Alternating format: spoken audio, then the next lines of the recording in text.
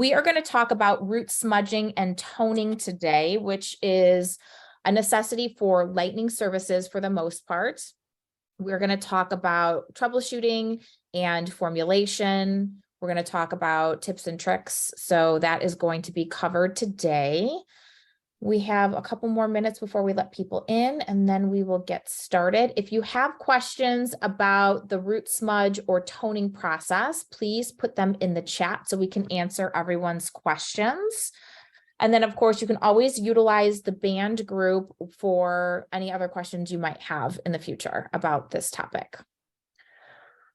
So let's see here. Wait a couple more minutes. If you've already watched this section of the 12-week program, please in the chat write your favorite aha moment or your biggest learning portion that you have had so far in the chat as well. That would be great.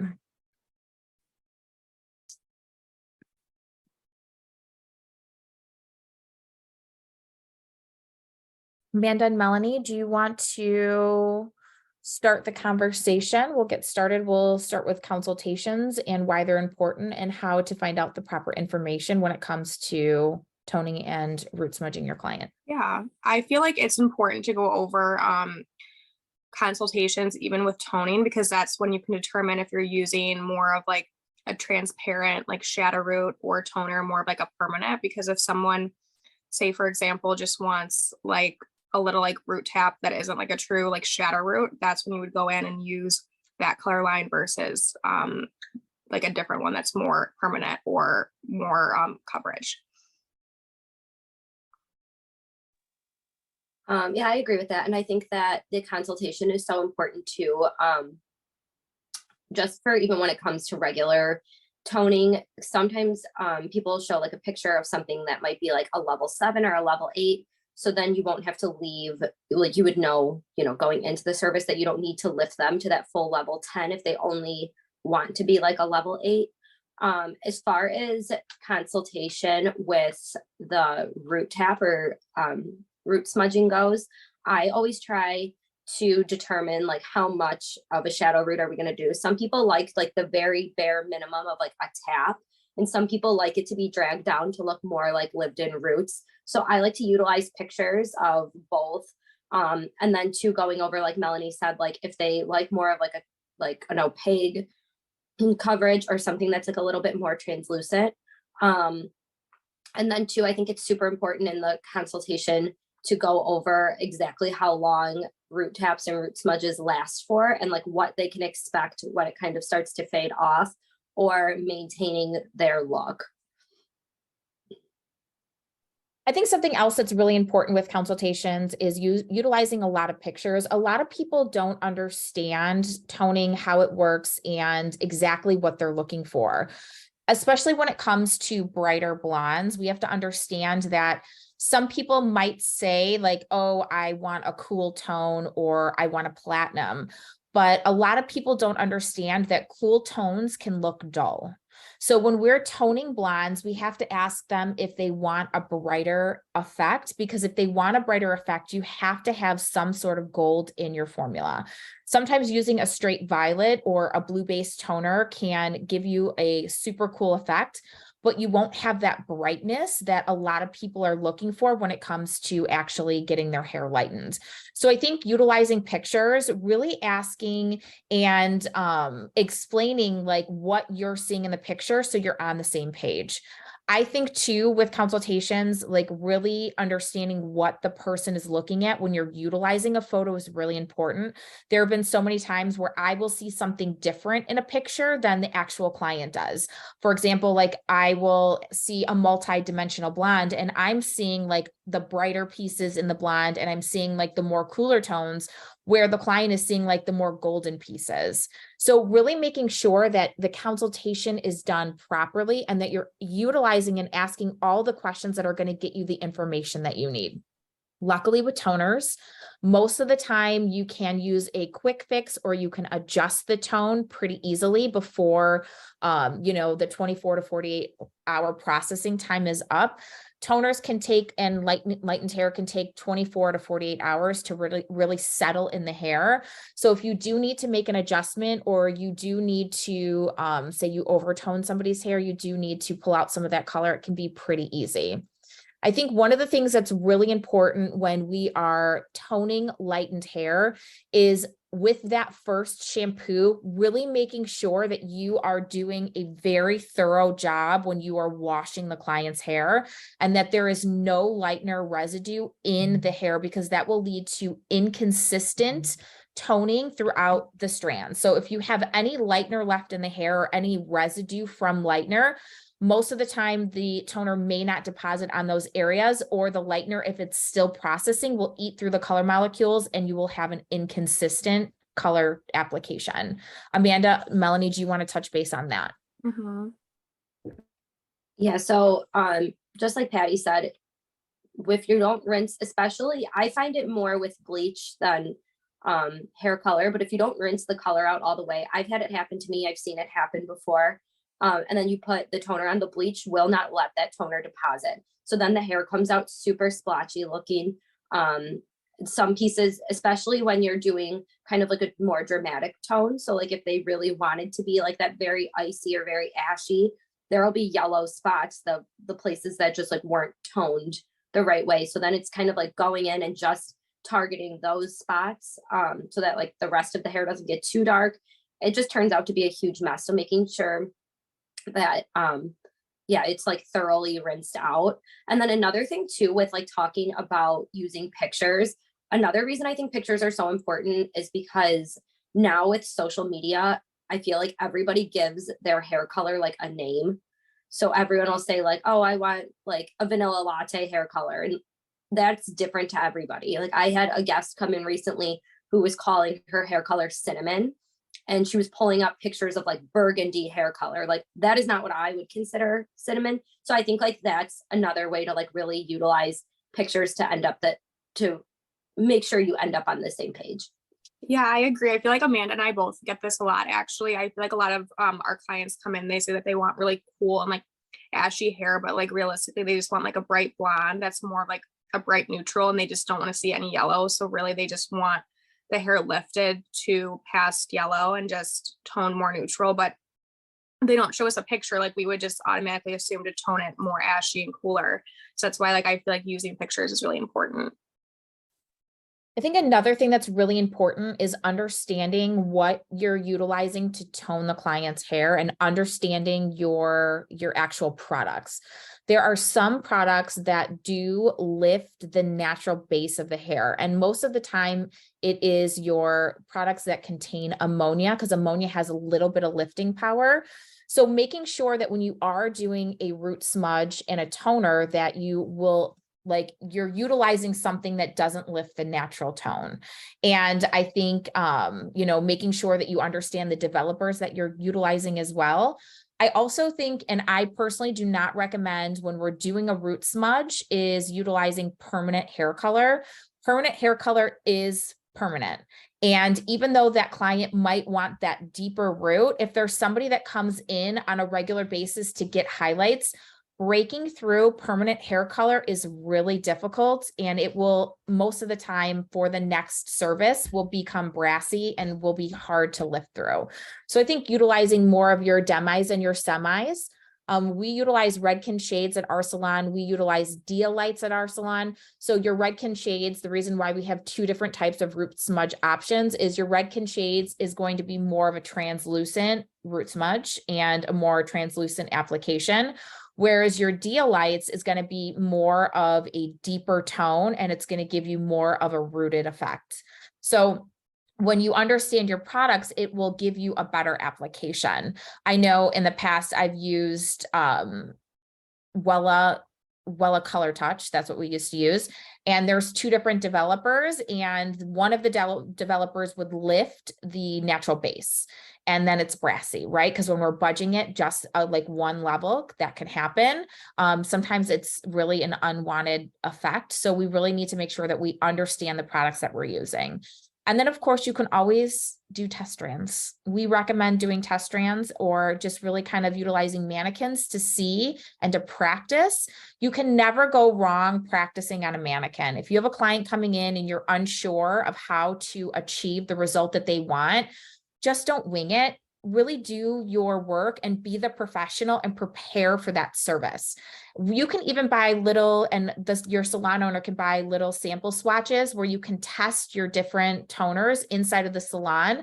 So you're really educated on how things turn out, test different timing, test different developers, test your different formulas, and that'll really help you get to know your color line so you can be efficient and effective with your services. I think another thing that's really important is saturation of your product and cross-checking your products. Amanda, do you want to talk about saturation when it comes to toning?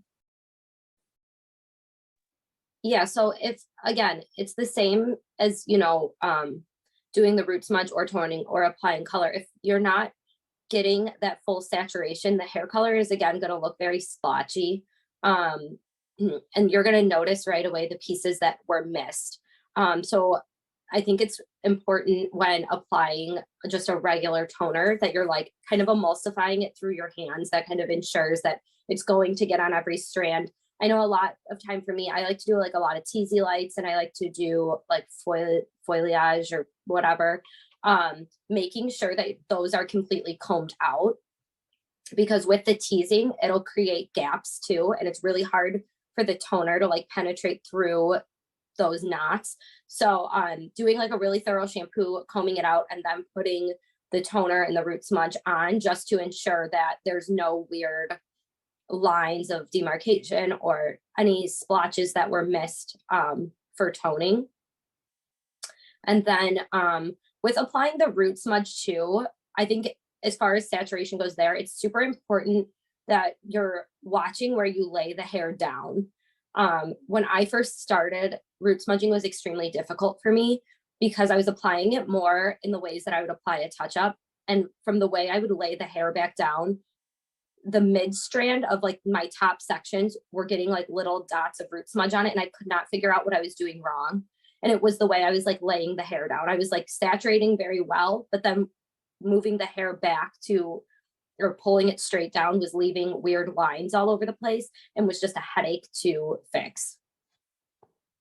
Yeah, I feel like I like doing the root smudge first too, because you can really see what you need to tone with. And I feel like some of like the girls that we work with, they feel like when the hair is fully saturated, when it's wet, it's kind of hard to see. So I really like doing the root smudge and then putting the toner on top, just so everything processes at the same time. Then you can like really see like the true lift then too. I like doing that.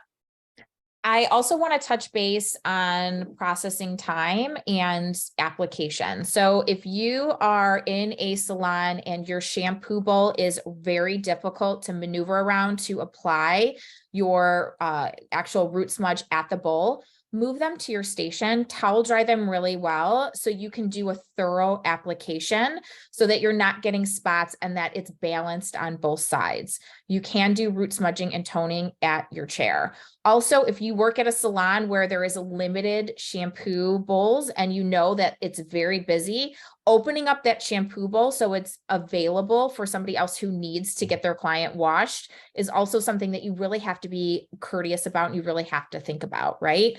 Because if you are doing your formulation correctly, a root smudge and a toner should sit on for 15 to 20 minutes. If you're pulling your toners down really quickly, like say like within 5 minutes, you didn't formulate properly. So application time should take you no longer than 10 to 15 minutes, and then it needs to sit on for the full processing time. The sooner you take your toner off, the sooner it's going to fade for the client. So the longevity of the toner really does depend on how long the toner sits on for. So if you are toning somebody and their hair is like taking blue or violet really quickly and you're rinsing it off after 5 minutes, you're not formulating properly. You need to add some sort of gold, neutral, or something in there that will allow the processing time to process for the full amount. Amanda, Melanie, do you want to touch base on that? Yeah, one thing I wanted to touch on with that too is realizing like what the toners can look like as they're processing, because a lot of the times for me, I do like a lot of icy or a lot of platinum colors, and when the toner is sitting on, it sometimes looks very purple, which, and you know, I've been doing it for years now, it still puts that like panic in me, like, oh my god, I need to take this off.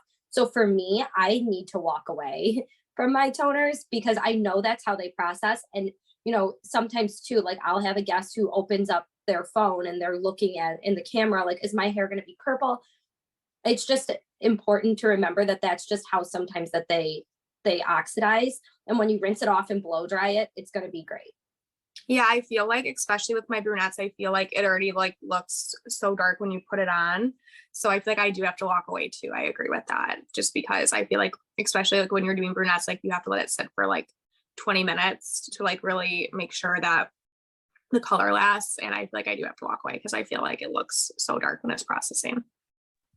Another thing that's really important, and I did touch base on this earlier, is fully stopping oxidation for your lightener.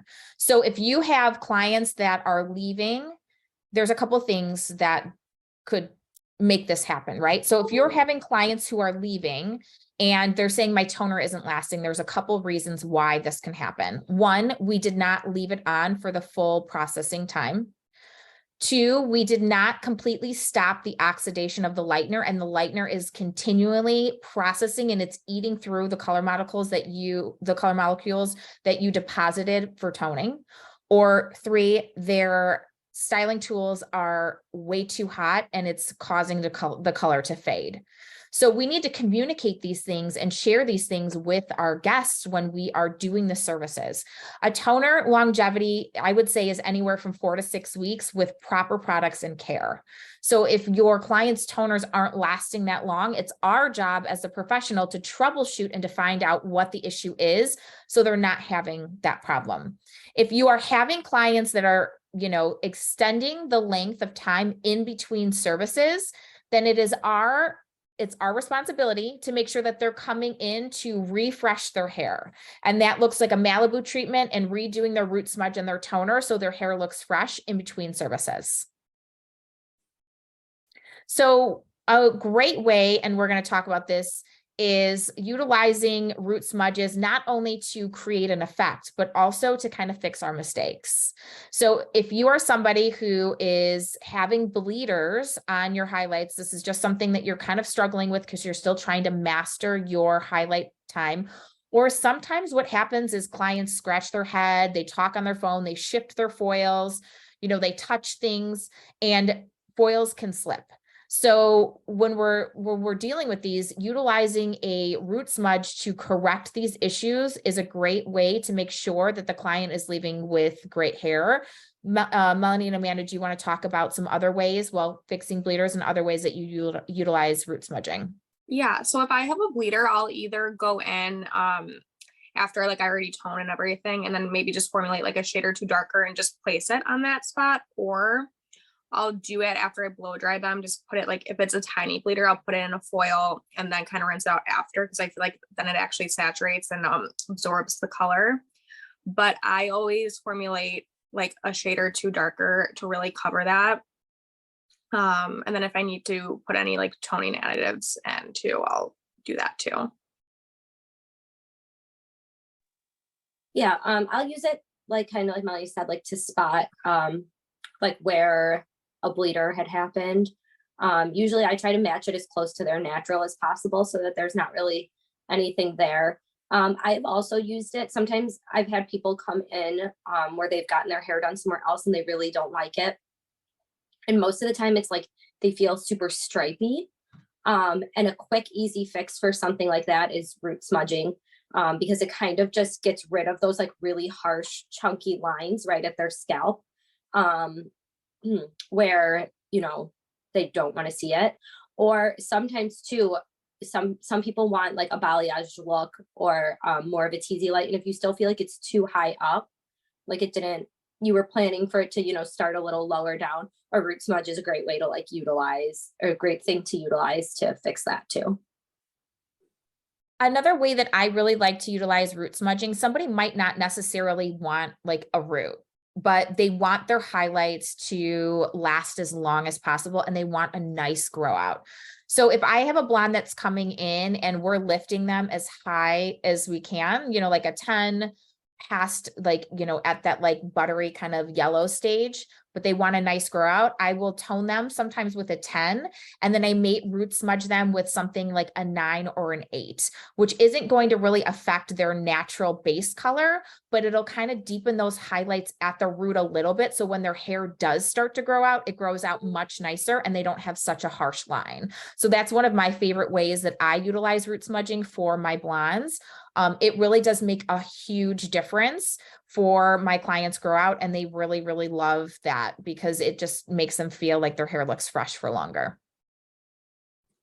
So I do want to touch base on root smudging for extensions because it is different than root smudging on natural hair.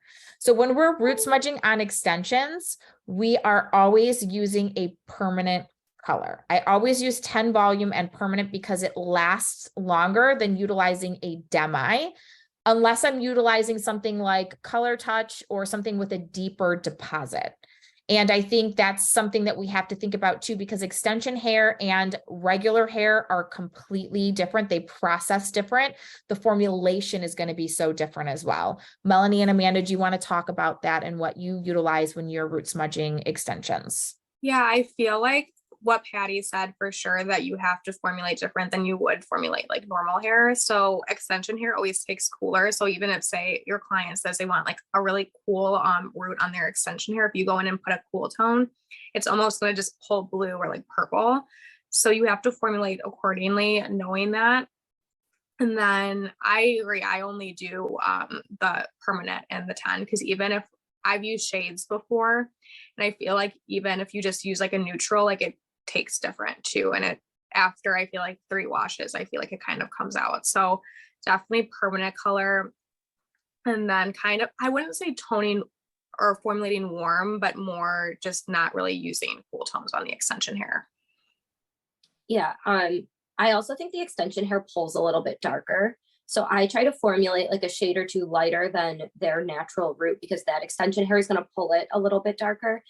I agree too that it does normally tend to pull cooler. I prefer to use like a beige, something that's like more beige toned, maybe mixed with like a little bit of like a natural or even a little bit of a gold sometimes, because it does pull so cool that you want to match it as much to their natural hair as possible. And a lot of people's natural color is not super cool.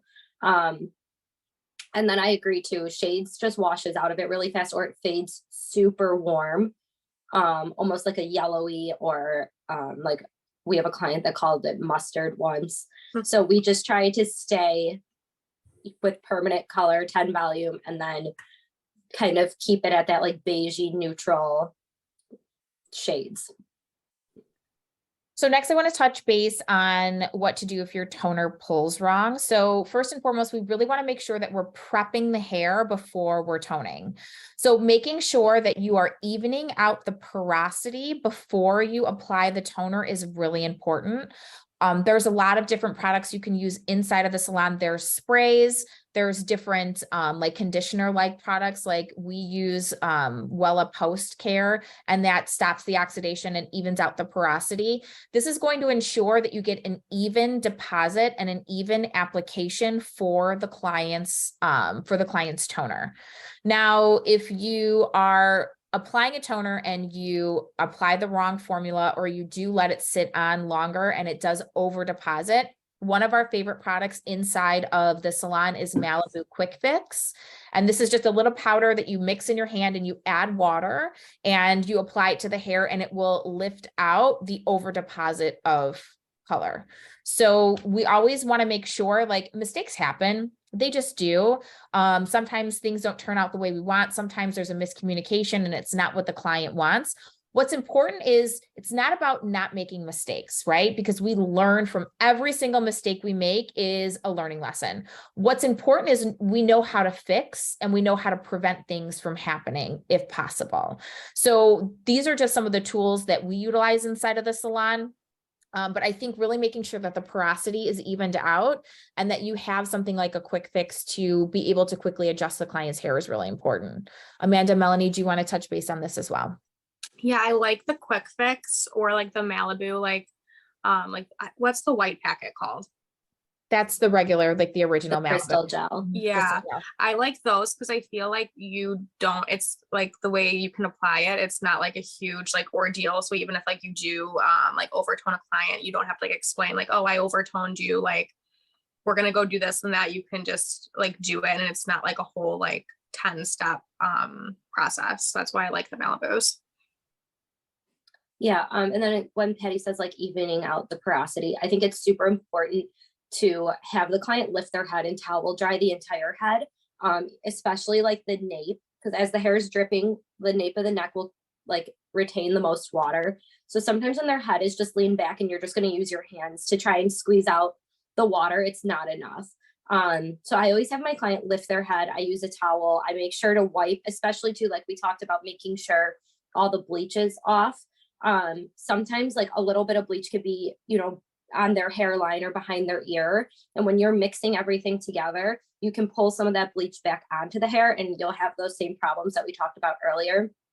So I always like to have them sit completely up.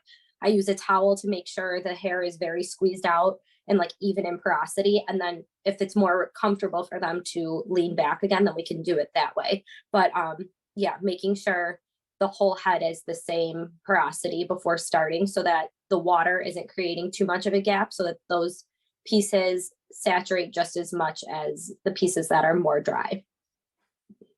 And everything we do when it comes to creating a successful service always goes back to attention for detail.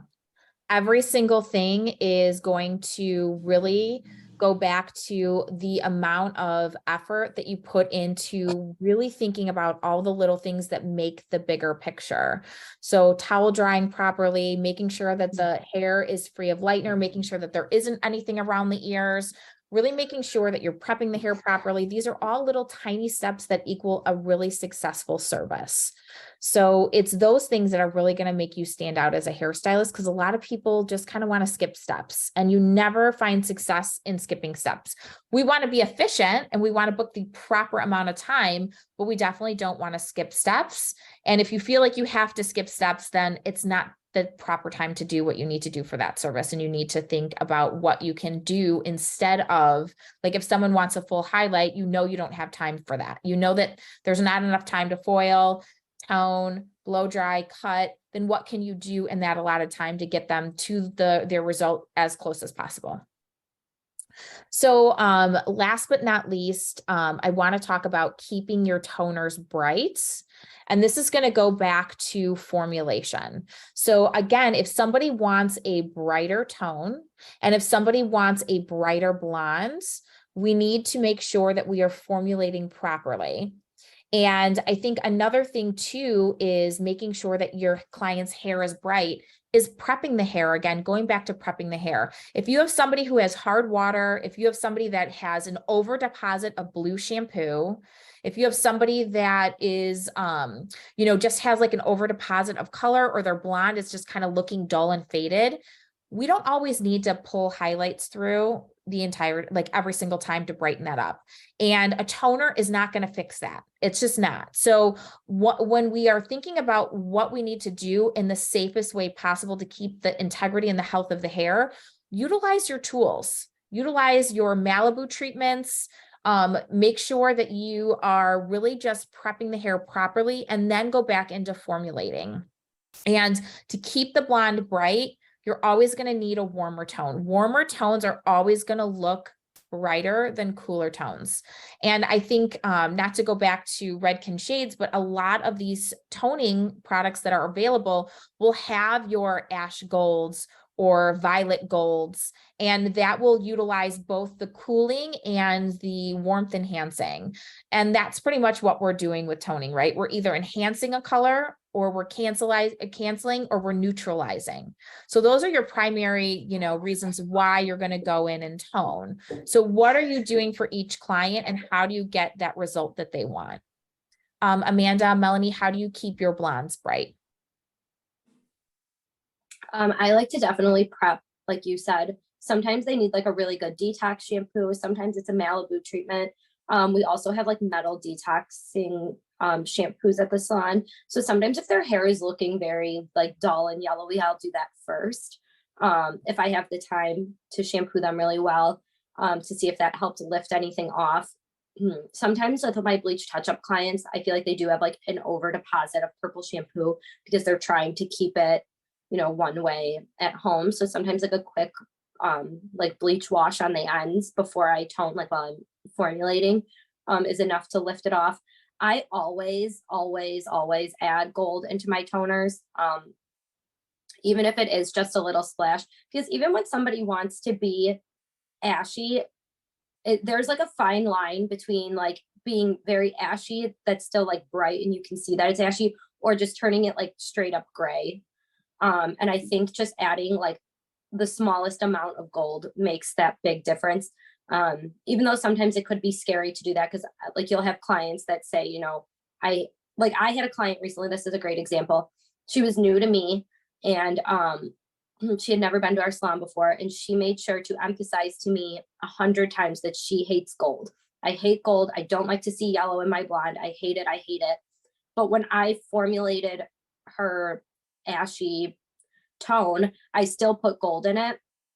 And when we were drying it, she was like over the moon happy. Like, I've never liked my hair. I've never been this ashy, but been able to still like see my blonde, because she was probably like a natural level 7. So what I'm thinking is like probably previously when people made her very ashy, it blended in with her natural tone very well, which is something to look out for too. Some people's natural tones are very ashy. So when they want something ashy, it's hard to give them that with it still standing out from their natural tone. And I think adding gold is the perfect way to do that. Yeah, I think like all of my blonde toners, I usually do G. I usually don't do G, but even just like a splash, I feel like really helps. And if you're leaving it sit on for like 10 to 15 minutes, like your blonde toners, I feel like that's so important, because if you just use straight like violet or whatever you're using, if you're not using any G, I think it gets really dull.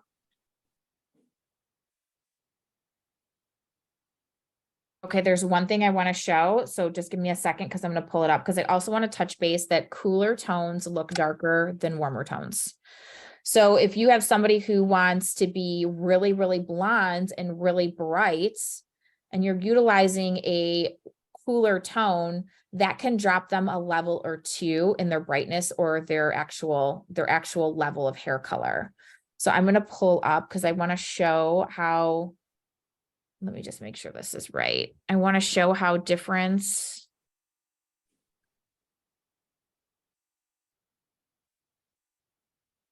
So give me 1 second.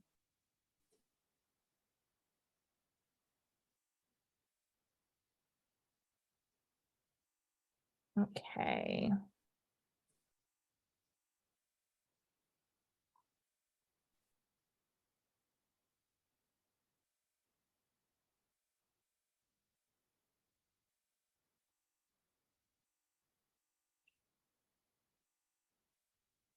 Amanda and Melanie, you can continue to touch base on anything that we need to touch base on while I look for this. Does anybody have any questions? Or yeah, over questions?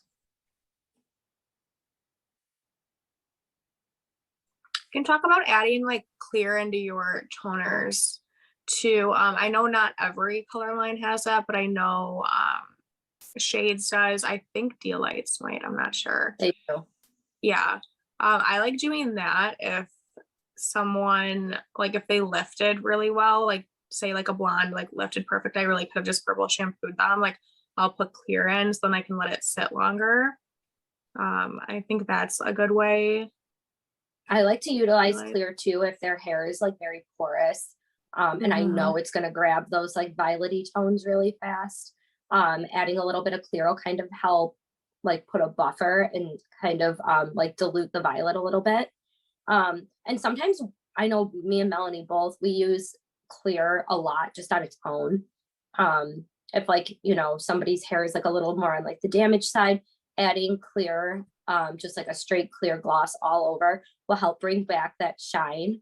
and kind of help seal down some of that cuticle. So it'll make it appear a little bit healthier. It's great for dark haired clients because again, it gives them that shine. And it's great too for people that don't color their hair. I have a few guests that stay natural, and adding the clear to their hair helps give them that shine that you get from hair color. And I think it also helps great with like static. It kind of helps lay things down a little bit nicer. I think too, talking about clear, if you know you want to utilize a certain formula, adding clear to your formula will allow you to let it process for the full 20 minutes. So if you have something that you know you want to use, but you think it might need to come down sooner because it's going to over process, then adding clear to your formula really makes a huge difference for processing time.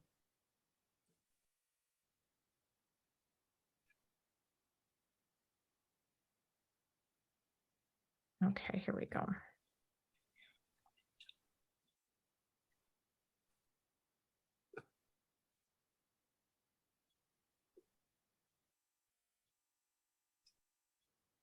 Okay, so we're going to use this one.